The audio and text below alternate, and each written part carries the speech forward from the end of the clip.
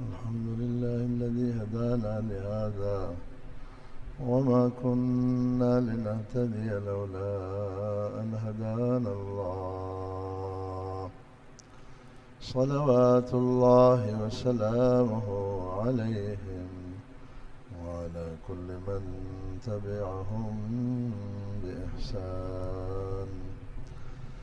أما بعد فأعوذ بالله من الشيطان الرجيم. بسم الله الرحمن الرحيم. أمن هذا الذي هو جند لكم ينصركم من دون الرحمن إن الكافرون إلا في غرور. صدق الله العظيم وصدق رسوله النبي الكريم. محترم دوستو عزیزو، سورہ تبارک الذی کی تفسیر ہم پڑھ رہے ہیں. اللہ جل شانہ نے پہلے ان نعمتوں کا اور قدرتوں کا ذکر فرمایا جو آسمان میں ہیں، پھر اس کے بعد ان نعمتوں کا اور قدرتوں کا ذکر فرمایا جو زمین میں ہے. پھر ہمیں اپنی فرمان برداری کی دعوت دے دی، تقوی اختیار کرنے کا حکم دیا. اس کے بعد پھر اپنی وہ قدرت جو فضا میں ہے، زمین و آسمان کے بیچ میں ہے، اس کو بیان فرمایا. اس سے پہلے اپنے کچھ عذابوں سے بھی ڈرایا کہ جو ہمارے نافرمانی کر چکے ہیں یا آئندہ ہماری نافرمانی کرتے ہیں، ہم ان کو آسمان کے عذاب سے، زمین کے عذاب سے ہر طرح ہلاک کر سکتے ہیں. فضا کے اندر خاص طور پرندوں کا ذکر فرمایا کہ یہ پرندے جو اڑ رہے ہیں یہ ہماری قدرت کی کتنی بڑی نشانی ہے. تم نے کبھی اس پر غور نہیں کیا کہ اتنا وزن لے کر یہ کیسے اڑ رہے ہیں؟ کبھی اپنے پروں کو پھیلا لیتے ہیں، کبھی ان کو جمع کرتے ہیں. قرآن کے سمجھانے کا انداز بالکل سادہ ہوتا ہے تاکہ ایک بدھو آدمی بھی سمجھے، ایک دیہاتی آدمی بھی سمجھے، کم عقل آدمی بھی سمجھے. یہ ساری چیزوں کو پیش کرنے کے بعد اللہ تعالیٰ نتیجہ کا ذکر فرما رہے ہیں اور ہمیں عقلی طور سے سمجھا رہے ہیں کہ تمہاری گمراہی کا سبب کیا ہے اور ان اسباب کو کیسے ختم کیا جا سکتا ہے. فرمایا دیکھو، انسانوں کی گمراہی کے دو سبب ہیں. ایک سبب تو یہ ہے کہ ان کو مال و دولت، قوت و وجاہت حاصل ہوتی ہے، وہ ان کو اس کی وجہ سے غفلت ہو جاتی ہے. جس کے پاس بڑی طاقت ہے، حکومت ہے، عہدہ ہے، قوت ہے، ظاہر ہے وہ غافل ہو جاتا ہے، مغرور ہو جاتا ہے، اللہ تعالیٰ کی نافرمانی میں اترتا ہے. یا جس کے پاس مال بہت زیادہ ہے، وہ یہ نہیں سوچتا کہ مال اللہ تعالیٰ نے دیا ہے، وہ سوچتا ہے قارون کی طرح کہ مال تو میں نے اپنی کمائی سے، اپنی محنت سے، اپنی عقل سے کمایا ہے. تو اس میں مغرور ہوتا ہے، غافل ہو جاتا ہے اور اللہ اور اس کے رسول صلی اللہ علیہ وسلم کے احکامات کو بے پرواہی کی نگاہ سے دیکھتا ہے، مغرور ہو جاتا ہے. ایک سبب تو یہ ہے. اللہ تعالیٰ اس کے بارے میں فرما رہے ہیں کہ اچھا ہم نے مان لیا تمہارے پاس قوت ہے، تمہارے پاس فوج ہے، تمہارے پاس حکومت ہے، تمہارے پاس بڑی طاقت ہے، تمہارے پاس بڑا مال ہے، تم ہم سے بے نیاز ہو. تو کیا ایسی کوئی فوج ہے کہ اللہ کے مقابلے میں تمہاری مدد کر سکے؟ ایسی کوئی قوت ہے تمہارے پاس؟ ایسی کوئی طاقت ہے؟ خواہ مال کی شکل میں ہو یا عہدہ کی شکل میں ہو یا حکومت کی شکل میں ہو، کہ اللہ تعالیٰ تمہیں خراب کرنا چاہے اور وہ تمہیں بچائے۔ فرعون کا قصہ بار بار قرآن میں مذکور ہے، قارون کا قصہ ہے، اس کا نام کئی بار قرآن نے لیا کہ دیکھو ان کے پاس فوج تھی، حکومت تھی، طاقت تھی، مال تھا، دولت تھی، اللہ کے مقابلے میں تو عاجز ہو گئے، وہ کچھ نہیں کر سکے۔ تو یہ کام تو آخرت تک، قیامت تک یہی معاملہ ہے، یہی ترتیب ہے کہ کون سی طاقت ہے، کون سی بڑائی ہے، کون سا مال ہے جو اللہ کے مقابلے میں تمہاری مدد کر سکے۔ پہلے تو اس سوال کا جواب اللہ نے دے دیا جو آدمی کی گمراہی کا سبب ہے۔ پہلے تو قدرت بیان کیا، اس کے بعد ہماری گمراہی کے اسباب کو قرآن بیان کرتا ہے۔ ایک بڑا سبب یہی ہے یار، یہ ایسا سبب ہے کہ جس کو ہر عقل مند جانتا ہے۔ جو بڑے لوگ ہوتے ہیں، ایمان سے بتاؤ، ان کو دین کی فکر ہوتی ہے؟ وہ سمجھتا ہے میں صدر ہوں، میں وزیر اعظم ہوں، میں گورنر ہوں، میں بڑا جو ہے نا نواب ہوں، میں جو ہے نا بڑا سردار ہوں، میں چودھری ہوں، میں ملک ہوں، ایسے سرسری رسمی کچھ چیزیں کرتے ہوں گے لوگوں کو دکھانے کے لیے، مگر اس کے اندر وہ فکر تو نہیں ہوتی جو ایک مسلمان میں ہونی چاہیے۔ اسی طرح نچلے طبقے میں جو مالدار لوگ ہیں، جن کو اللہ تعالیٰ نے ظاہری طور سے کچھ اسباب دیا، مال ہے، جائیداد ہے، اس کے پاس روپیہ پیسہ ہے، بینک بیلنس ہے، نہیں دیکھتے کتنی بڑی بڑی باتیں کرتے ہیں۔ ایسے فخر کی باتیں آپ ان سے سنیں گے، ایسی بڑی بڑی باتیں، خدائی کے دعویٰ ان سے سنیں گے۔ ان کا جو ہے نا وہ کہتے ہیں نا، ان کی زبان میں مال کی جنکار ہوتی ہے، مال کے اندر جو ایک جنکار ہے نا وہ ان کے الفاظ سے ظاہر ہوتی۔ تو اللہ تعالیٰ نے یہ اس طرح سمجھایا کہ کتنی بڑی قوت ہو، کتنی بڑی طاقت ہو، کیا اللہ کے مقابلے میں وہ تمہیں کام دے دے؟ فرمایا یاد رکھو، ارے منکرو، تم اللہ کے احکامات کا انکار کرتے ہو۔ کافر تو دماغ سے، دل سے انکار کرتا ہے، مسلمان دل اور دماغ سے تو انکار نہیں کرتا مگر عمل سے انکار کرتا ہے۔ ظاہر ہے جو آدمی فرائض کو ادا نہیں کرتا، واجبات کو ادا نہیں کرتا، حرام خوری کرتا ہے، لوگوں کے حقوق مارتا ہے، دو نمبری کرتا ہے، بے ایمانی کرتا ہے، وہ بھی تو نہیں مان رہا ہے نا یار۔ جو سود کھاتا ہے وہ اللہ کی مخالفت کر رہا ہے، اللہ کی بات نہیں مان رہا ہے۔ فرمایا ارے منکرو، اللہ کی بات نہ ماننے والوں، تم دھوکے میں ہو، تمہیں شیطان نے دھوکے میں ڈالا ہوا ہے۔ غرور کا لفظ قرآن نے استعمال کیا، یہ لفظ شیطان کے لیے استعمال ہوتا ہے۔ وَلَا يَغُرَّنَّكُمْ بِاللَّهِ الْغَرُورُ، اور غرور لفظ بھی آتا ہے۔ شیطان نے تمہیں دھوکے میں ڈالا ہے، یہ فضول چیزوں سے باور کروایا ہے کہ یہ چیزیں تمہاری حمایت کریں گے، تمہیں طاقت دے دیں گے، تمہیں اللہ کے عذاب سے بچائیں گے۔ ایسے نہیں ہے۔ پہلے اس آیت کا ترجمہ دیکھیں جس میں ایک سبب کا ذکر ہے گمراہی کا، اور اس کا جواب ہے امن ھذا الذی، بلا وہ کون ہے؟ قرآن کا انداز پوچھنے کا دیکھ، بلا بتاؤ وہ کون ہے؟ ہوا جند لکم، کہ وہ لشکر بنے تمہارے لیے، معاون بنے تمہارے لیے، ینصرکم، پھر مدد کرے تمہاری، من دون الرحمن، اللہ کے مقابلے میں کون ہے؟ دکھاؤ۔ امن ھذا الذی، بلا وہ کون ہے؟ ہوا جند لکم، وہ تمہاری مدد کرے۔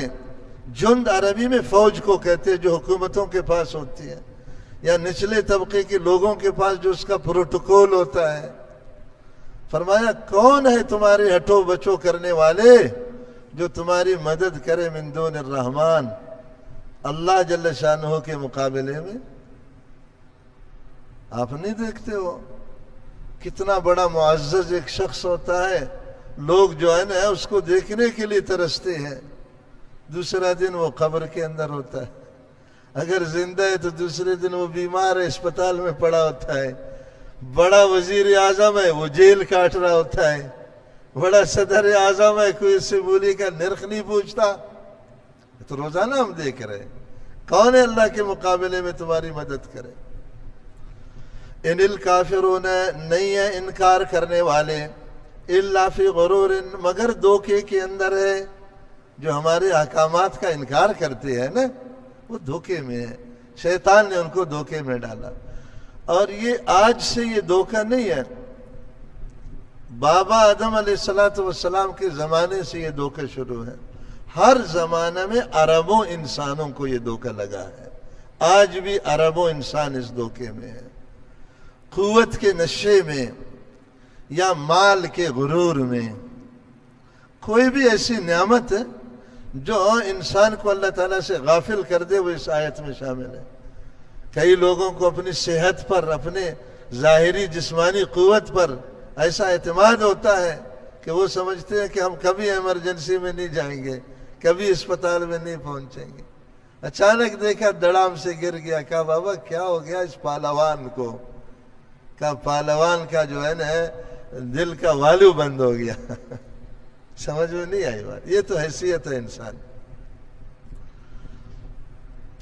اور نمبر 2 گمراہی کا دوسرا سبب یہ مذہبی سبب ہے.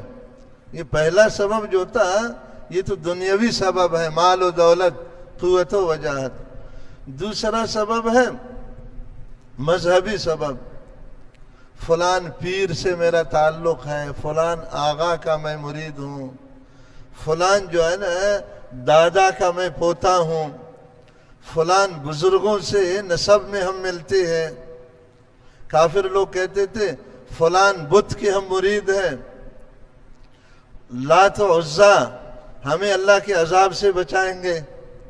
یہ مذہبی دھوکہ ہے. اس میں بھی لاکھوں مسلمان آج بھی مبتلا ہے. آپ نہیں دیکھتے ہو جو لوگ ہیں، کئی ایسے لوگ بھی آپ کو ملیں گے. کہا فلان ہستی نے ہمارے کندھے پر ہاتھ رکھا ہے، ہمارا بیڑا پار ہو گیا ہے. ایک بہت بڑا طبقہ مسلمانوں کا یہ. یار جس ہستی نے تمہارے کندھے پر ہاتھ رکھا ہے اس کو خود خطرہ ہے کہ اس کا بیڑا غرق نہ ہو جائے. صرف صحابہ کرام رضی اللہ عنہ کی جنتی ہونے کی گارنٹی ہے جو قرآن نے دیا ہے. وَكُلًّا وَعَدَ اللَّهُ الْحُسْنَى وَكُلًّا سب کے سب صحابہ کے بارے میں وعد اللہ الحسنى اللہ نے جنت کا وعدہ کیا ان کے ساتھ. کوئی بھی صحابی ہے وہ جنتی ہے.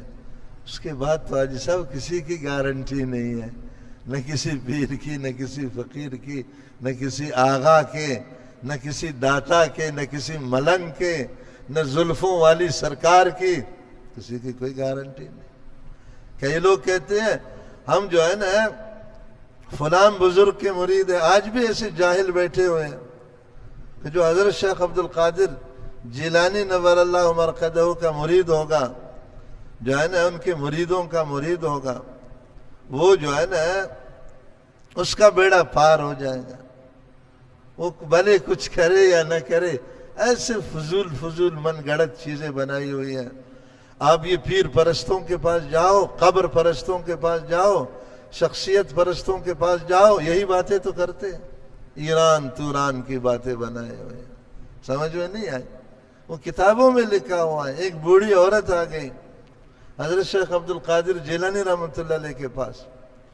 کہا حضرت میرے جوان بیٹے کو اسرائیل علیہ السلام لے گیا. اچھا مجھ سے پوچھے بغیر لے گیا؟ میں ابھی سیدھا کرتا ہوں اسرائیل کو. وہ کہتے ہیں نقل کفر نہ باشد. یہ ان بدعتیوں کی کتابوں میں یہ باتیں لکھی ہوئی ہے جو لوگ پڑھ کر اس سے گمراہ ہوتے ہیں. فرد سے جو ہے نا پرواز کیا. حضرت شیخ عبد القادر جیلانی رحمۃ اللہ نے اسرائیل کو پہنچا. میں نے صبح کی تفسیر کے درس میں آپ کو بتایا تھا فرشتے کی پرواز. فرشتہ ہے نوری جو روشنی ہوتی ہے نا، نوری روشنی، اس کی ایک چمک میں ایسا آنکھ لگاؤ، ایسا 500 سال کا سفر طے کرتا ہے جو نوری روشنی سے ہو، یعنی سفر سے ہو. اور روشنی کا جو سفر ہے نا، جو سورج نکلتا ہے ایک دم سے یہاں پہنچتا ہے نا، کروڑوں میل دور ہے. اس پر سائنس نے حساب لگایا ہے جو روشنی کی تیزی ہے، رفتار ہے، سفر ہے، وہ کتنا ہے. 1 سیکنڈ میں 3.5 لاکھ کلومیٹر ہے. نہیں سمجھے؟ سورج کی روشنی جو سفر کر کے ہم تک آتی ہے 1 سیکنڈ میں کتنا سفر کرتی ہے؟ 3.5 لاکھ کلومیٹر. تو بتاؤ منٹ میں کتنا سفر ہوگا، گھنٹہ میں کتنا ہوگا، ہے یا نہیں؟ فرشتہ کو اللہ نے طاقت دی ہے کہ جو سورج کی کرن کی روشنی کا سفر ہے اس سفر سے بھی تیز ہے. وہ زمین سے لے کر آسمان تک آپ آنکھ کو ایسے جب کو جبرائیل پہنچ جاتا ہے. 500 سال کا سفر ہے حدیث میں زمین و آسمان. 500 سال روشنی کے سفر سے جو جائے پھر پہنچے، یعنی ایسی تیزی سے جائے کہ 1 سیکنڈ میں 3.5 لاکھ کلومیٹر طے کرے تو بھی 500 سال لگیں گے. کتنے لگیں گے؟ آسمان اتنا دور ہے، 1 سیکنڈ میں 3.5، یہ حدیث ہے کہ اتنا دور ہے، اور روشنی کے سفر سے دور ہے. 1 سیکنڈ میں 3.5 لاکھ کلومیٹر کے رفتار سے چلے تو بھی کتنا زمانہ لگے گا؟ 500 سال. کتنا لگے گا حاجی صاحب؟ تو میلوں میں حساب کر سکتے ہو، اربوں کھربوں پدموں حساب ہی نہیں ہو سکتا. اتنے لمبے سفر کو جبرائیل علیہ السلام، اسرائیل علیہ السلام، میکائیل علیہ السلام، اسرافیل علیہ السلام ایک آنکھ جھپکنے میں طے کرتے ہیں. آنکھ جھپکنا تو یہ سیکنڈ سے بھی کم ہے، نہیں ہے؟ آنکھ کو ایسا مارا جبرائیل پہنچ گیا آسمان. تو کیا ایک انسان کی یہ رفتار ہو سکتی ہے؟ شیخ عبد القادر جیلانی رحمۃ اللہ علیہ فٹ سے پہنچے. اسرائیل علیہ السلام کے ہاتھ میں جو ہے نا لاکھوں روحوں کا تیلا تھا. وہ لکھنے والا بیوقوف یہ بھی نہیں سمجھ سکا کہ اس کو تیلی کی کیا ضرورت ہے. ہمیں تیلا بیگ کی ضرورت ہے، اینڈ کیری کی ضرورت ہے کہ ہماری چیزیں گر جائیں گے.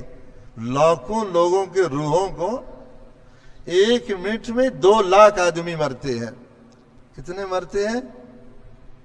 یہ جو ہے نا اس نے اٹھایا ہے، اسرائیل علیہ السلام کے پاس پہنچے، بس جب کا مارا اس پر، وہ تھیلا جو ہے نا اس کے ہاتھ سے چھین لیا غوث اعظم نے. کہ تم ہماری اجازت کے بغیر ہمارے مرید کو لے جاتا. وہ ساری روحیں زندہ ہو گئی کیونکہ تھیلے سے نکل گئی نا. سارے جو مرے ہوئے لوگ تھے اٹھ گئے. لوگ حیران ہو گئے، یار یہ کیا قصہ ہوا. آگے سنو، یہ لکھا ہوا ہے، میں آپ کو دکھاتا ہوں کہ ان لوگوں نے لکھا ہے. کیا دنیا کو گمراہی دے رہے ہو تم لوگ. اسرائیل علیہ السلام نے رونا شروع کیا، پریشان ہوا، اللہ تعالیٰ کی خدمت میں حاضر ہوا. کہا یا اللہ تعالیٰ میرے ساتھ تو یہ ہو گیا. کہا کس نے کیا؟ کہا غوث اعظم نے کیا. الیاذ باللہ ثم الیاذ باللہ ثم الیاذ باللہ. اللہ تعالیٰ نے فرمایا بھائی اس کے ساتھ میرا وس نہیں چلتا ہے، بس چپ کرو، اللہ اللہ کرو. ہاں وہ جو کرے گا تو ہم، یہ دین سکھایا جا رہا ہے، لوگوں کو اسلام سکھایا جا رہا ہے. سمجھ میں نہیں آئی بات؟ تو اللہ تعالیٰ فرما رہے ہیں جو مذہبی بہروپے بیٹھے ہوئے ہیں، جعلی پیر فقیر بیٹھے ہوئے ہیں، جعلی بخششیں کرنے والے بیٹھے ہوئے ہیں، ان کے بارے میں دوسری آیت. کفار اپنے بتوں کے بارے میں عقیدہ رکھتے تھے، بعد کے لوگ اپنے پیروں فقیروں کے بارے میں. سمجھ میں نہیں؟ ان کا یہ نظریہ ہے کہ اگر ہمارا ہاتھ کسی جو ہے نا سید کے ہاتھ میں ہے نا، قیامت قائم ہو جائے ہم کو عذاب نہیں ہونا ہے. یار سیدوں کے سردار محبوب دو عالم صلی اللہ علیہ وسلم ہے. سب سے بڑی سید حضرت فاطمہ الزہرا رضی اللہ تعالیٰ عنہا ہے. بخاری کی حدیث ہے، حضور نے حضرت فاطمہ کو بلایا، لا انقضی عنک من النار، میں تمہیں دوزخ سے نہیں بچا سکتا، میں تمہیں دوزخ سے نہیں بچا سکتا. اپنا ایمان عمل خود درست کرو، قیامت کے دن مجھے نہ کہنا ابو جی مجھے بچاؤ. تو اس سے بڑی دلیل کیا ہو سکتی ہے یار؟ کسی غوث کے لیے، قطب کے لیے، فرشتے کے لیے، نبی کے لیے کیا بس ہے کسی؟ سمجھ میں نہیں آئی؟ تو اس غلط فہمی سے نکلنا چاہیے. قرآن بتا رہا ہے امن ھذا الذی، بلا کون ہے وہ؟ ایک مثال دے رہے ہیں کہ اچھا یہ تمہیں جنت میں لے جائیں گے، دوزخوں سے بچائیں گے. ہم اگر بارش کو بند کر دیں تو تمہارا کوئی ہے پیر فقیر جو اس کو چالو کر دے؟ ہم تمہاری زمین سے پیداوار کو روک دیں ایسی باتیں قرآن بتانا جو ہر آدمی کو سمجھ میں آئے. کوئی ہے آغا بابا جو ہماری مرضی کے بغیر نکال دے یہاں سے؟ کوئی ہے تو دکھاؤ بھلا وہ کون ہے جو تمہارے روزی کے اسباب اگر ہم روک دے وہ اس کو دوبارہ کر دے. ہم تمہیں بیمار بنائے، کوئی ہے پیر فقیر اس بیماری کو روک دے؟ ہم تمہیں مصیبت میں ڈال دے، کوئی ہے آغا بابا اس مصیبت سے نکالنے والا؟ کئی لوگوں کو اپنے صوفیت پر اعتماد ہوتا ہے، وہ سب سے بڑا پیر اپنے نفس کو سمجھتے ہیں. ہم صوفی ہیں، ہم حاجی ہیں، ہم بڑا ہو گیا، ہم جو ہے نا ہمیں کچھ نہیں ہونا، بڑی بڑی باتیں بھی کرتے رہتے. دوسرے دن دیکھا وہ منہ کے بل پڑا ہوا ہے حاجی صاحب. ہاں حاجی صاحب تم تو بڑا حاجی تھا، اب کیا ہو گیا تمہیں؟ ابن عربی نے ایک عجیب بات لکھی ہے، شیخ اکبر رحمہ اللہ نے، کہتے ہیں اللہ جل شانہ نے مخلوق نام کی کوئی چیز کو آزاد نہیں چھوڑا ہے. انبیاء علیہ السلام پر بھی اللہ نے ہاتھ رکھا ہے.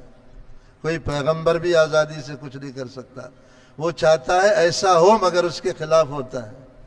محبوب عالم صلی اللہ علیہ وسلم چاہتے تھے کہ احد میں اتنے صحابہ شہید ہوں.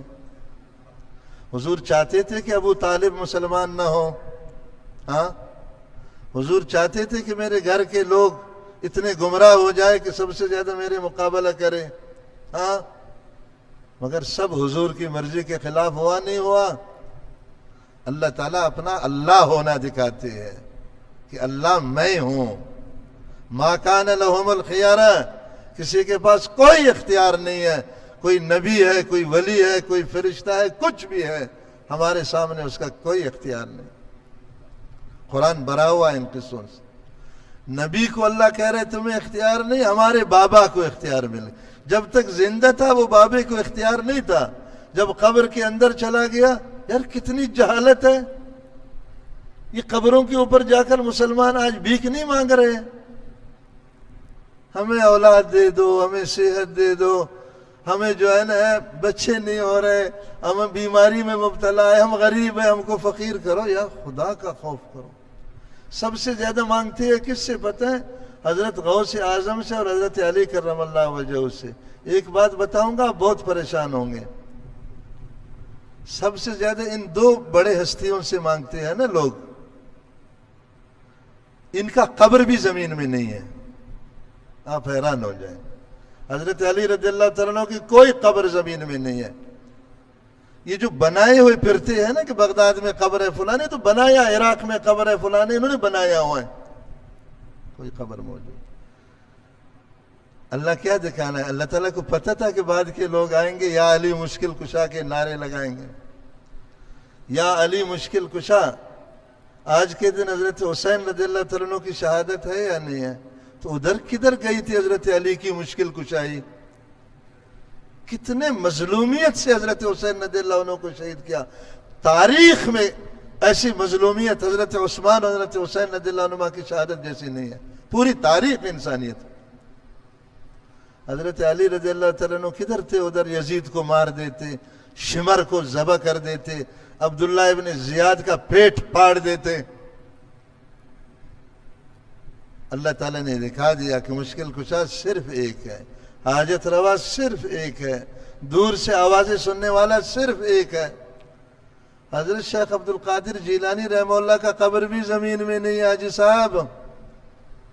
ہاں اس کے باوجود 34 قبریں مسلمانوں نے بنائی ہوئی ہے. کتنی قبریں؟ ہر قبر میں جا کر وہ جالی کو پکڑ دیا، یا غوث اعظم دستگیر شیء اللہ، ہم پر رحم کرو. ارے ظالموں وہ ادھر ہے نہیں. اللہ نے اپنے محبوب کو بچایا ہے. یا غوث اعظم دستگیر آپ بہت سنیں گے، یا علی مشکل کشا، یا محمد مشکل کشا کسی سے نہیں سنیں گے، کسی رافضی سے بھی نہیں سنیں گے، کسی مشرک سے بھی نہیں سنیں گے. یا رسول اللہ عزت کے لیے تو کہیں گے، یا محمد مشکل کشا. اللہ نے اپنے محبوب کو بچایا ان مشرکوں اور بدعتیوں کے دسترس سے. یہ ایک تکوینی نظام ہے. ورنہ سب سے زیادہ مشکلیں کس سے مانگنی چاہیے تھی ان لوگوں کو؟ حضور سے مانگنی چاہیے تھی نا. اور جن سے یہ مانگ رہے اللہ نے ان کے جسم کو بھی اپنے پاس رکھا، ان کا جسم بھی زمین میں نہیں ہے۔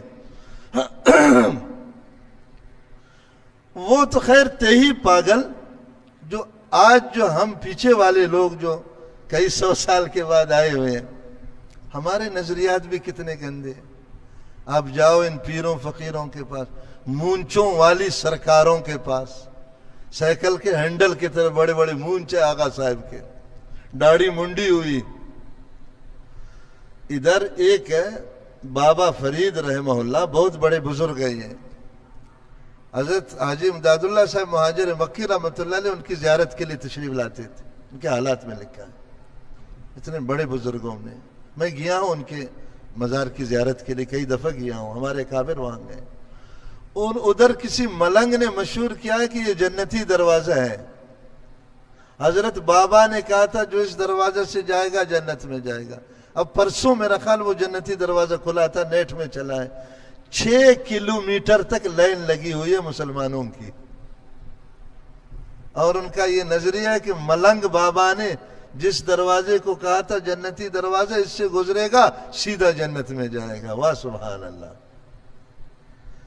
یعنی میرا خیال ہے کہ یہ غیر مسلم بھی حیران ہوتے ہوں گے اس جہالت پر کہ اللہ کیسے جاہل لوگوں کے پاس اسلام پہنچا۔ 6 کلومیٹر تک یار، یعنی ادھر سے سمجھو وہ واٹر پمپ سے بھی آگے لائن لگی ہوئی۔ ویڈیوز دیکھو ابھی بھی موجود ہے، ایسے لوگ بھاگ رہے ایک دوسرے کے اوپر۔ مسجد میں تو کوئی ایک نظر نہیں آئے گا، ابھی جمعہ کا دن ہے، اب دیکھو کتنے لوگ بیٹھے، کسی مسجد میں جاؤ 100-200 ہوتے، ادھر بہشتی دروازے کے لیے ہزاروں لوگ دوڑ لگا رہے ہیں۔ شیطان بھی میرا خیال اتنا خوش ہوگا کہ دن بدن اس کا خون بڑھتا جائے گا، موٹا ہوتا ہوگا، وزن بڑھتا ہوگا اس کا کہ یار کن پھدوؤں میں ڈال دیا ان مسلمانوں کو، سمجھ میں نہیں آئی بات۔ اور یہ جو ملنگ بیٹھے ہوئے ہیں، غوث اعظم لوگوں کو کہتے ہیں غوث اعظم تمہارا کام کرے گا۔ یہ پٹھانوں کا ایک پیر ادھر سندھ میں ہے، یار تم پٹھانوں کے علاقے میں جاؤ، ادھر سندھ میں کیا آتے ہو؟ میرے پاس آتے ہیں وہاں کے مریض، بابا کے پاس چلہ لگا کر آیا ہے۔ میں نے کہا یار وہاں کے ملنگوں نے تمہیں کیا کہا؟ کہا ملنگوں نے کہا بابا سے مانگو دے گا۔ میں نے کہا وہ ملنگ کے دروازے پر گلہ لگا ہوا تھا نہیں لگا ہوا تھا؟ وہ چندہ کا بکس ہے؟ کہا ہاں وہ لگا ہوا تھا۔ میں نے کہا تم افغانستان سے آئے ہو، بابا تمہارا کام کرے گا، اس مردود ملنگ کا کام کیوں نہیں کرتا ہے؟ اس کے کام تو لوگ کر رہے ہیں، لوگوں سے چندے بھیک مانگ کر جمع کر رہا ہے، اور تمہارا کام بابا کر رہا ہے۔ میں نے اس کو کہا اگلی بار گیا اس ملنگ کو کہو کہ یار ہمارا سب کا کام بابا کرتا ہے، تم سے ناراض ہے بابا، تم ادھر بیٹھا ہوا تمہارا کام کیوں نہیں کرتا؟ کن پاگلوں کی دنیا میں رہتے ہو؟ سب سے فقیر ملک پاکستان ہے، جس میں سب سے زیادہ پیر فقیر ہے، سب سے زیادہ ملنگان ہیں۔ جتنے غریب ملک ہیں نا یہ سب یہی پیروں سے مانگنے والے۔ سعودیہ میں کوئی پیر فقیر ہے؟ دبئی میں، مسقط میں، امریکہ میں، لندن میں کتنے مزے کر رہے، لیکن پاگلوں کی دنیا میں پڑے ہوئے۔ یہ پیر جو اچھے پیر تھے وہ بیچاروں نے خود کہا ہمارے پاس کچھ نہیں ہے، ہم اللہ کے بندے ہیں، سمجھے؟ یہ لگے ہوئے کہ نہیں یار اتنا ملک قرض دار ہے، غوث اعظم سے کہو قرض ادا کرے جان چھوٹ جائے۔ لوگوں کو اولاد دے رہے، لوگوں کو جو ہے نا، وہ ملنگ سے کہو نا کہ تم اپنی اولاد لے لو غوث اعظم صاحب سے۔ ہر دروازے ہر مزار میں جاؤ 10 گلے لگے ہوتے ہیں، نہیں لگے ہوتے؟ اور ادھر دعا کر رہے تھے۔ ادھر اگلے صف میں جو بڈھے بیٹھے ہوتے ہیں، اللہ امریکہ کو برباد کرو، نماز کے بعد ہم دعا کرتے، اسرائیل کو تباہ کرو، انگریزوں کو مار دو۔ پیچھے جوان دعا کر رہے یا اللہ ہمیں ویزا دے دو امریکہ کا۔ یہ تو اس قوم کا حال ہے۔ یا اللہ کو اس ڈنکی کا راستہ نکالو تاکہ ہم لندن پہنچ جائے۔ یعنی بے وقوفی کی جتنی شکلیں ہوتی ہیں نا ہم پاکستانیوں کو دی گئی ہے۔ قرآن دیکھو قرآن کیا کہتا ہے، امن ھذا الذی، بلا ہے کون ہے وہ پیر فقیر تمہارا آغا بابا، یرزقکم تمہیں روزی دے دے، ان امسک رزقہ، اگر اللہ جل شانہ رزق کو روک دے اس کا، وہ پیر کا رزق روک دے وہ خود ہی زندہ نہیں رہ سکتا ہے، تمہیں وہ رزق دے گا؟ بلا کون ہے وہ؟ دکھاؤ ہمیں۔ یار اتنی موٹی بات یہ بھی قرآن کے ہمیں سمجھ میں نہیں آتی۔ پھر آگے قرآن کیا کہہ رہا ہے؟ دیکھو دو اسباب گمراہی کے تھے، دونوں کو سورہ، اس لیے تو سورہ تبار کی بڑی فضیلت ہے کہ جو پڑھے گا موحد ہوگا۔ ہم تو سورہ تبار کے الفاظ کو رٹتے ہیں، ترجمہ ہم نہیں پڑھتے۔ ترجمہ پڑھیں گے تو پھر پیر فقیر چھوڑنے ہوں گے، ترجمہ پڑھیں گے تو حقیقت سمجھ میں آ جائے گی۔ یہ آپ نے سنا ہوگا نا، سورہ تبار جو پڑھے گا قبر میں عذاب نہیں ہوگا۔ حاجی صاحب اس کا مطلب ہے ترجمہ سمجھ کر پڑھے گا۔ اچھا ہوا یہ بات مجھے یاد آ گئی۔ یہ آپ نے حدیث سنی ہے نا، سورہ تبار قرآن کی ایک سورت ہے جو پڑھے گا قبر میں عذاب۔ سنو، یہ علماء بھی بیٹھے، ان سے پوچھو قرآن کس کو کہتے ہیں؟ القرآن هو اللفظ والمعنی جميعا۔ قرآن صرف تبار کے الفاظ کو نہیں کہتے، اس کا ترجمہ ساتھ مل جاوے پھر قرآن بنتا ہے۔ قرآن الفاظ کا صرف نام نہیں ہے۔ قرآن کس چیز کا نام ہے؟ الفاظ بمعنی معنی۔ تو ہم جو سورہ تبار پڑھ رہے تو وہ پورا قرآن ہے ہی نہیں، قبر سے کیسے بچائے گا؟ نہیں سمجھ میں آئی؟ ترجمہ اگر پڑھ کر سورہ تبار کو پڑھیں گے پھر تو ویسے قبر سے بچ جائیں گے۔ ہمیں توحید نصیب ہوگی، ہمیں عشق رسول نصیب ہوگا، ہمیں دین کی پاسداری نصیب ہوگی۔ ایسا آدمی سورہ تبار نبی پڑھے تو اللہ اس کے قبر کو روشن کرتا ہے۔ یا غلط کہہ رہا ہوں؟ اس جہالت سے نکلو۔ یہ ہمارے عوام نے قسم اٹھائی ہے، قیامت قائم ہوگی ہم قرآن کے قریب نہیں آئیں گے۔ یار ایمان سے بتاؤ کتنے لوگوں کو قرآن کے صحیح الفاظ آتے ہیں سوائے حافظوں، قاریوں اور مولویوں کے؟ کسی بڑے حاجی سے پوچھو صحیح الحمد نہیں پڑھ سکتا ہے، اور باتیں ایسی بڑی کرے گا کہ شہباز شریف کو ہدایت دیتا ہے، پوری دنیا کو ہدایت دیتا ہے وہ بدھو جس کو سورہ فاتحہ کے الفاظ نہیں آتے۔ صحیح کہہ رہا ہوں غلط کہہ رہا ہوں؟ اور جو ہے نا معنی قرآن کا، اس پر تو سب نے قسم اٹھائی ہے، موت تک نہیں سیکھنا ہے۔ اس لیے تو مجبوراً میں سورہ تبار کا معنی کر رہا ہوں کہ یار آپ پڑھ تو رہے ہو تو معنی کے ساتھ سیکھ کر پڑھو اس کو، ترجمہ بالکل نہیں پڑھنا۔ آپ نہیں دیکھتے ہو جس مسجد میں درس قرآن ہوتا ہے، یہ جو ہے نا بڈھے لوگ تو فجر کی نماز میں وہاں نہیں آتے۔ اگر وہ قرآن کو بدلو، عصر کے نماز میں رکھو، پھر عصر میں نہیں آئیں گے مسجد میں۔ قرآن سے انرجی ہے ان لوگوں کو، انرجی، الرجی کہتے ہیں نا، کہتے ہیں مجھے ہوا لگ جائے خارش شروع ہو جاتی ہے، جھاڑو کر لوں جو ہے نا میرے بدن میں دانے نکلتے ہیں۔ صحیح کہہ رہا ہوں غلط کہہ رہا ہوں؟ قرآن سے اتنی الرجی ہے کہ مسجد بری ہوئی، آپ تجربہ کرو، یہ بڈھوں کو مسجد سے بگانا ہو نا، بس درس قرآن شروع کرو، مسجد خالی ہو جائے گی۔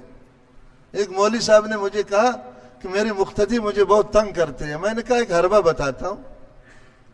کہا کیا؟ میں نے کہا درس قرآن شروع کرو۔ کہا استاذ اس میں تو وہ اور جمع ہو جائیں گے۔ میں نے کہا اس کا باپ جمع نہیں ہوگا، سارے بھاگ جائیں گے۔ 10 دن بعد آیا، کہا استاذ کیسا گر تم نے ہم کو بتایا۔ وہ مولوی صاحب کہہ رہا ہے کیسا گر بتایا، وہ میرے جتنے مخالفین تھے مجھے تنگ کرتے تھے، پریشان کرتے تھے، وہ سب کی چھٹی ہو گئی۔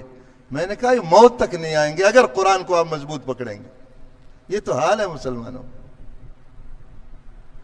اس سے بڑی کوئی ہدایت کی چیز ہے کائنات میں؟ جو سب سے بڑی ہدایت ہے، اس سے تو ہمیں الرجی ہے۔ ایران توران کی باتوں پر یقین کرتے ہیں۔ دوم نمبر میں حدیث ہے، حدیث سے بھی الرجی ہے۔ حدیث کا نام آ جائے خوف آ جائے گا۔ کہا فلان تسبیح پڑھو روزی کے دروازے کھلیں گے۔ کہا ہاں ہاں حضرت وہ پھر تسبیح بتاؤ۔ میں نے ایک دن کہا یار فلان جو ہے نا وظیفہ پڑھو، اس سے گم شدہ چیز مل جائے گی۔ ویسے باتوں میں میرے مقتدیوں کی لائن لگ گئی میرے پاس۔ استاذ وہ وظیفہ ہم بھول گئے، وہ وظیفہ بتاؤ۔ استاذ وہ کاغذ پر لے کر۔ میں نے کہا نالائق، میں 10 سال چیخ رہا ہوں اس قرآن کے قریب آؤ، تو کسی نے مجھے نہیں کہا کہ کیسے قریب آ جاؤں۔ غلطی سے ایک وظیفہ میں نے بول دیا، اس کے لیے تم نے میرے پاس لائن لگائی۔ یہ تو حال ہے اس قوم کا۔ سمجھ میں آ گئی؟ ایمان سے بتاؤ سورہ تبار کی یہ 2 آیتیں آدمی پڑھے، اس سے شرک سے بچے گا نہیں بچے گا، بدعت سے بچے گا نہیں بچے گا۔ اللہ چیلنج کر رہا ہے۔ آگے پھر قرآن کریم بڑے افسوس سے کہہ رہا ہے کہ اتنے سمجھانے کے باوجود لوگ اللہ کی بات نہیں سمجھتے، وہ اس پر ضد کیے ہوئے ہیں. بل لجو، قرآن کا لفظ دیکھ، ضد کیے ہوئے ہیں. فی عتوٍ کے سرکش رہیں گے. مطلب جو باپ دادا کا دین ملا ہے، جو معاشرہ نے دین دیا ہوا ہے، جو اپنے دماغ سے دین سمجھا، اسی پر ضد کیے ہوئے ہیں. بس یہی ٹھیک ہے، باقی سب غلط ہے. ونفور، نفرت کرتے ہیں حق سے. سب سے بڑا حق قرآن ہے. دیکھو اللہ کہہ رہا ہے ونفور، نفرت کرتے ہیں ہمارے قرآن سے. بل لجو، بلکہ انہوں نے ضد کیا ہوا ہے. فی عتوٍ، سرکشی میں. کوئی ایک آدمی کسی چیز پر ضد کرتا ہے، ایمان سے بتاؤ ہم لوگوں نے اللہ کی نافرمانی پر ضد نہیں کیا ہوا ہے؟ ہاں، ہم میں سے کتنے لوگ ہیں جو ہر مہینے میں ایک گناہ کو صرف چھوڑ دے؟ سارے گناہ ایک دفعہ میں تو ویسے نہیں چھوڑتے. ہے کوئی ہم میں سے؟ کوئی 100 میں ایک بھی نہیں ملے گا. 50 سال ہو گئے صف اول میں نماز پڑھ رہے ہیں، 50 سال ہو گئے رمضان کا روزہ رکھ رہے ہیں، داڑھی نہیں رکھ پاتا ہے، سود نہیں چھوڑ سکتا ہے، 2 نمبری سے نہیں باز آتا. اس کی زندگی میں نہ صبر ہے، نہ شکر ہے، نہ تواضع ہے، نہ اخلاص ہے، کچھ بھی نہیں. مگر نہیں ہے تو بس نہیں ہے، ٹھیک. یہ دیکھو یہ سورہ تبار کہہ رہا ہے بل لجو، ضد کیا ہے لوگوں نے. فی عتوٍ، نافرمانی میں، سرکشی میں.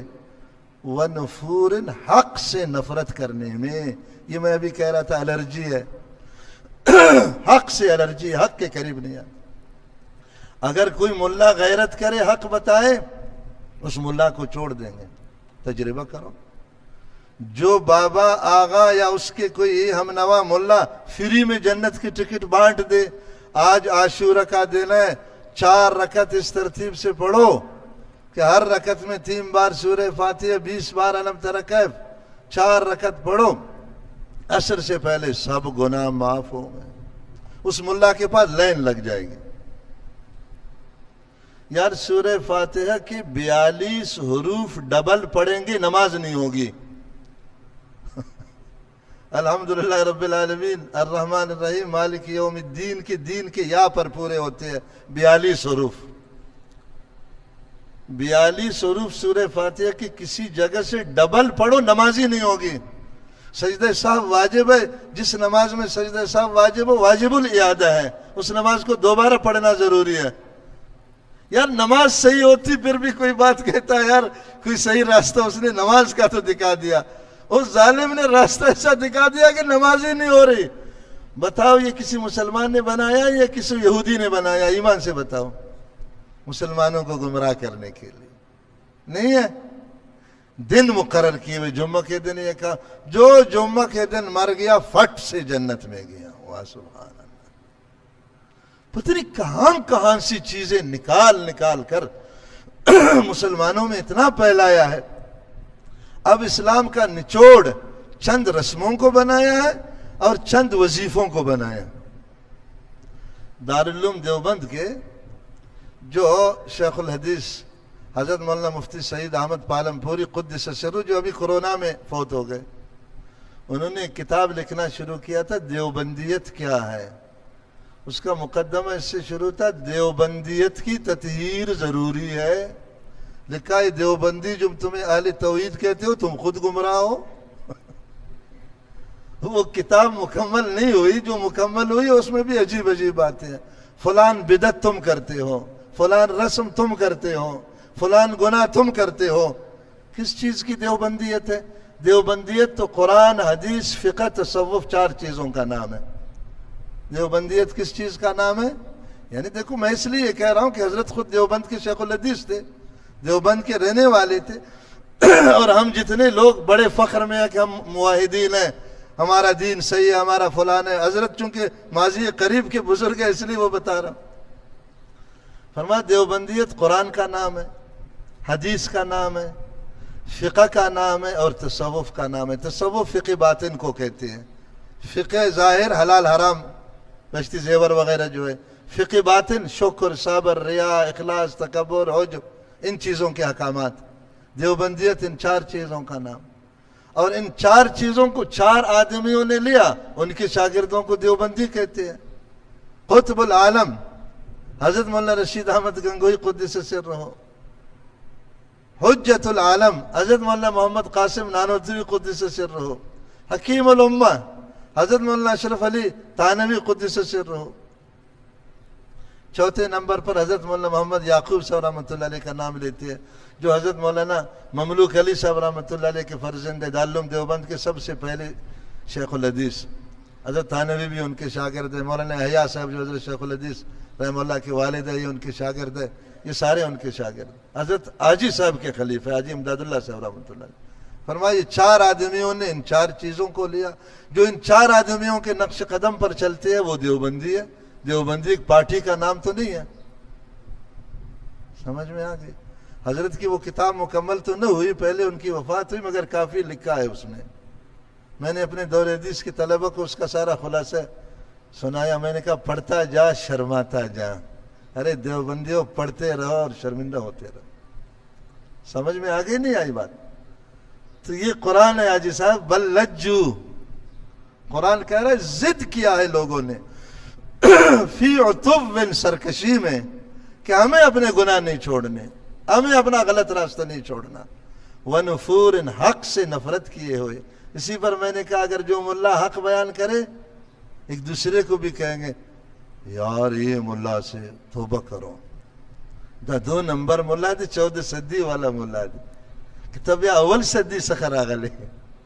یہ ملا اگر 14 صدی کا ہے, تم پہلے صدی کا ہے, تم بھی تو 14 صدی کا ہے. تابق النال بالنال, ملا 2 نمبر ہے تو تم بھی 2 نمبر ہے, دونوں برابر ہو گئے. پھر کدھر بھاگتے ہو؟ سمجھ میں نہیں آئی بات. اور ایک مولوی صاحب سے میں نے کہا, جس کا مجھ سے تعلق ہے, میں نے کہا تمہیں اللہ کا خوف نہیں ہے لوگوں کو گمراہ کرنے کے لیے؟ میں نے سنا ہے تو جمعہ کی تقریر میں کہتا ہے یہ وظیفہ پڑھو, یہ نفل پڑھو, فلاں پڑھو. مجھے کیا جواب دیتا ہے مولوی صاحب خود؟ کہتا ہے حضرت صاحب لوگ اس کے بغیر دوسرا بات ہی نہیں سننا چاہتے. یہ جواب. جیسے لوگوں سے کہو حرام چھوڑو, کہا سب دنیا کرتی ہے, یعنی یہ دلیل ہے کوئی شرعی. میں نے کہا یار دیکھو, یہ جو لوگ آپ سے ڈیمانڈ کر رہے ہیں کہ ہماری مرضی کی باتیں ہمیں سناؤ, کل اگر اس سے بڑی ڈیمانڈ کریں, بھئی لوگ کہیں کہ وہ سود کو حلال کرو ہمارے لیے, جیسے لوگ چاہتے ہیں. عورتیں کہیں یہ پردہ بے پردگی کو حلال کرو ہمارے لیے, کئی چیزوں کو تو حلال کر دیا ہے خود لوگوں نے, تو پھر کیا کہیں گے؟ کہا استاذ کیا کرے, بس اللہ سے بھی ڈرتی ہے, لوگوں سے بھی ڈرتی ہے. میں نے کہا آیت پڑھو, یخشون الناس کخشیت اللہ ہے. اللہ تعالیٰ کیا کہہ رہا ہے؟ لوگوں سے ڈرتے ہیں جیسے اللہ سے ڈرنا چاہیے تھا. یخشون الناس کخشیت اللہ او اشد خشیہ, بلکہ کئی ایسے نالائق ہیں جو اللہ کے مقابلے میں لوگوں سے زیادہ ڈرتے ہیں, کیونکہ لوگ نظر آتے ہیں, اللہ نظر نہیں آتا. میں کہا مولوی صاحب آپ کو تو یہ نہیں کرنا چاہیے. زیادہ سے زیادہ لوگ کیا کریں گے؟ تمہاری بات نہیں سنیں گے, تمہاری بلا سے. بخاری میں ایسے پیغمبر آئیں گے, ان کے پاس ایک امتی ہو جائے گا, پھر آپ کیا کہیں گے؟ لوگوں نے بات نہیں سنی پیغمبر کی نا, مگر پیغمبر کا اس میں کوئی قصور ہے؟ زیادہ سے زیادہ کیا کریں گے؟ لوگ آپ کو کہیں گے ہماری مسجد چھوڑ دو. حضرت حکیم الامہ قدس سرکم, کچھ مقتدیوں نے کہا کہ یار یہ مولوی نے ہمیں بڑا تنگ کیا, یہ حلال ہے, یہ حرام ہے, یہ صحیح ہے, یہ غلط ہے, جو ہے نا اس کے پتہ نہیں اس کے پیچھے نماز ہوتی ہے نہیں ہوتی. حالانکہ مسجد حضرت کی اپنی ہے, حاجی صاحب رحمۃ اللہ علیہ کی جگہ ہے جو حضرت کو دیا ہے. حضرت قبرستان کے مجاور کے پاس جا کر کہا کہ یار تم اس جگ میں رہتے ہو نا, ہمیں کچھ لوگ کہہ رہے ہیں کہ یہ صحیح مولا نہیں ہے, ہم جو ہے نا اس جگ میں آ کر تمہارے پاس رہے گا, ہم دونوں یہاں نمازیں بھی پڑھتے رہیں گے. سنو, حضرت نے وہاں جا کر جگ بنوایا قبرستان میں. اس زمانے میں یہ ایک جانور ہوتا تھا, مردوں کے جو ہے نا لاش نکالتا تھا. آج کل تو جانور نہیں ہے, انسان لاش نکالتے ہیں, سنے ہیں نا ایسے واقعات. تو وہ چوکیدار مقرر کرتے تھے قبرستان کے لیے تاکہ کوئی گورپٹ, اس کا نام گورپٹ رکھا تھا. گور فارسی میں قبر کو کہتے ہیں, پٹ کا معنی پاڑنے والا, گوروں کو قبروں کو پاڑتا ہے. حضرت نے جا کر اس سے معاہدہ کیا, حاجی صاحب اہل حق علماء ایسے ہوتے ہیں, اس سے ایگریمنٹ ہو گیا کہ یار میں بھی ادھر چوکیداری کروں گا، تم بھی کرو، ہم دونوں مل کر یہاں نماز پڑھیں گے، اللہ اللہ کریں گے۔ اپنے بسترے بھی حضرت نے جمع کر دیے۔ سن لو حاجی صاحب، حضرت گئے بھی وہاں تو کچھ اچھے لوگ بھی ہوتے ہیں نا ہر علاقہ میں۔ انہوں نے پوچھا حضرت کدھر ہے؟ کہا بھائی حضرت نے وہ دو اوپر سے صوفی اندر سے کوفی، انہوں نے حضرت کے بارے میں بکواس کیا۔ حضرت نے کہا بھائی ان کی نمازیں میرے پیچھے نہیں ہوں گی، جس امام سے آپ کو نفرت ہے آپ کی نماز اس کے پیچھے نہیں ہوتی ہے، لکھ لو اپنے دلوں میں کہ ایسے مقتدی ہے ملا سے نفرت کرتے ہیں تو بھی آ کر اس کے پیچھے نماز پڑھتے ہیں، تمہاری نماز نہیں ہوگی۔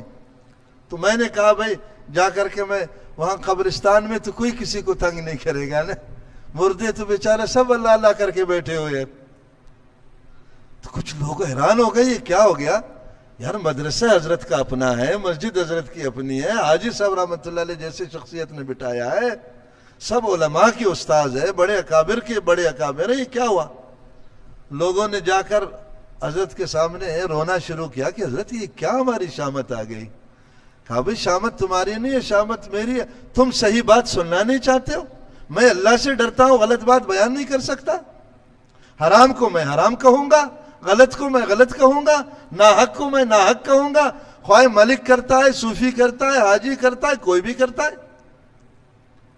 حضرت کو بہت تنگ کیا۔ حضرت نے فرمایا میں اپنے استاد سے مشورہ کروں گا۔ قطب العالم حضرت گنگوئی قدس سرہ زندہ تھے، حضرت نے خود لکھا ہے میں حضرت کے پاس حاضر ہوا گنگو، میں نے کہا حضرت میں نے اس طرح کیا اور لوگ اس طرح کر رہے۔ حضرت نے فرمایا اب لوگ تنگ کر رہے آپ کو کہہ رہے تو آپ پھر مسجد میں آ جاؤ۔ اور دو عجیب باتیں حضرت نے کی۔ حضرت تانوی لکھتے ہیں بڑوں کا دماغ کدھر ہوتا ہے، اللہ تعالیٰ ان کے دلوں میں کیا چیزیں ڈالتے۔ فرمایا ایک تو عوام کا نقصان ہے کہ وہ دین کی باتوں سے محروم ہو جائیں گے، دوسرا آپ کا بھی ایک نقصان ہوگا۔ حضرت نے مجھے کہا آپ کا نقصان ہوگا کہ آپ بزرگ مشہور ہو جائیں گے، جو جنگلوں میں جاتے ہیں، قبرستانوں میں، غاروں میں، لوگ اسی کو بڑا بزرگ سمجھتے ہیں، کوئی کچھ بھی ہو آیا نا، کہا اتنا بڑا بزرگ ہے، وہ 10 سال ہو گیا غار کے اندر ہے۔ ایک تو تمہاری شہرت ہو جائے گی، اور شہرت بیڑا غرق کر دیتی ہے انسان کی، خدا نخواستہ اس کے اندر بڑائی آ گئی، عجب آ گیا کہ میں بڑا آدمی ہوں، تو تمہارا اس میں نقصان ہے۔ اور دوسرا نقصان یہ ہے کہ اگر تم لوگوں سے الگ تھلگ ہو جاؤ گے تو کوئی دوسرا یار، لوگ تو بہت ہے معاشرہ میں نا، ہر طبقے میں یار ہیں، صوفیوں میں، حاجیوں میں، ملاؤں میں، ہر میں ہے نا، کوئی یار ملا آئے گا ان کو کہے گا یار مرضی کچھ کرو، عاشورہ کے دن جمعہ نماز کے بعد 2 رکعت میری ترتیب سے پڑھو، بابا آدم سے لے کر قیامت تک سب گناہ چٹ ہو جائیں گے، ایسا ہی ختم ہوگا۔ دوسرے جمعہ پھر مولوی صاحب دعا کر رہا ہے اللہ ہمارے گناہ معاف کرو، گناہ تو سارے کل ختم ہو گئے تھے، اب کس چیز کے گناہ معاف کرواتے ہو؟ آپ نہیں دیکھتے مسجدوں میں لگا ہوتا ہے یہ وظیفہ جو پڑھے گا 80 سال کے گناہ۔ حضرت شیخ نے خود لکھا ہے یہ انتہائی ضعیف روایت، ہر جگہ مسجد میں جو بھی آتا ہے جمعہ کے وہ داڑھی بھی نہیں رکھنا ضروری سمجھتا، ادھر جھوٹ بولتا ہے اس کو بھی نہیں چھوڑتا، حرام خور سارا دن وہاں حرام کھا رہا ہوتا ہے، نہیں یہ اس کو جنت میں لے جائے۔ اگر کوئی مولوی بتائے کہ صوفی صاحب ایک تو یہ حدیث انتہائی درجہ ضعیف ہے، جس نے نقل کیا اس نے لکھا، دوسرا زیادہ سے زیادہ صغیرہ گناہ اس سے معاف ہوں گے، کوئی کبیرہ گناہ معاف نہیں ہوگا، حج سے بھی معاف نہیں ہوتا، اور تو چیزیں اپنی جگہ میں ہیں، جہاد سے بھی معاف نہیں ہوتا کبیرہ گناہ، جہاد سے بڑی عبادت ہے اسلام میں، حج سے بڑی عبادت ہے۔ حج کے بارے میں تو جیسے اپنے ماں کے پیٹ سے پیدا ہوا، یہ حدیث نہیں سنی، پھر بھی امت کا اجماع ہے ایک گناہ بھی معاف نہیں ہوگا جب تک توبہ نہیں کرے گا، توبہ ادھر کرے بھی معاف ہوگا، عرفات میں کرے بھی معاف ہوگا، اور توبہ کے بعد بھی ایک حق معاف نہیں ہوگا کسی کا۔ اس کو رگڑو اس بات کو تاکہ دلوں میں اتر جائیں، توبہ 1000 توبہ کرے تو بھی کسی کا ایک پیسہ معاف نہیں ہوگا، الٹا کرے اپنے کو روئے ایک پائی معاف نہیں ہوگا، نہ مالی حقوق معاف ہوں گے نہ غیر مالی حقوق معاف ہوں گے، جس کا حق ہے اس کو ادا کرو یا اس سے معاف کراؤ، قرآن یہ کہتا ہے۔ آج ہمارا نظریہ کیا ہے یہ وظیفہ جمعہ کے دن پڑھ گیا، صغیرہ معاف، کبیرہ معاف، حقوق اللہ معاف، حقوق العباد معاف، سب ختم ہو گیا، ہم بن گیا جنید بغدادی۔ اب اگر کوئی ذرا اس کو ایسا دیکھے نا کہ بے ادب، اس پر اللہ کا عذاب آئے گا۔ ہم بزرگوں کو ایسے ٹیڑھا دیکھتا ہے، زبان سے اگر نہ کہے دل میں یہ کہے گا۔ ہاں اگر اس کا کوئی خاص آدمی کہے کہ یار داشتہ بارہ کی فضول خبر ہے، کہے وہی بس خدای تکبر کے نہ راوڑے سو روز انتظار کے زمین ہم دا بزرگ زوئے تھا کہ دا سنگا بزرگی اس کا رکھے۔ وہ ٹرکوں کے پیچھے نہیں لکھا ہوتا ہے نہ چھیڑ ملنگانوں، ملنگان یہی متکبر حرام خور، یہ لوگوں سے اپنے کو افضل سمجھتے ہیں، کوئی ان کے مقابلے میں کوئی بات کرے وہ سمجھتا ہے ہم خدا ہیں، ہمارے مقابلے میں یہ کھڑا ہو گیا۔ تھنکے کی حیثیت نہیں ہے تمہاری، اللہ تعالیٰ کی یہاں حیثیت صرف اس شخص کی ہے جو تمام ظاہری باطنی اعمال پر چل رہا ہو، تمام گناہوں سے بچ رہا ہو، غلطی ہو گئی فوراً معافی مانگ رہا ہو۔ سمجھ میں آ گئی بات یا نہیں آئی؟ زیادہ ناراض تو نہیں ہو، تھوڑا سا ناراض تو موت تک رہیں گے، زیادہ ناراض نہ ہو جاؤ بھی غنیمت ہے۔ سبحان اللہ و بحمدہ، سبحانک اللہم و بحمدک، نشہد ان لا الہ الا انت، نستغفرک۔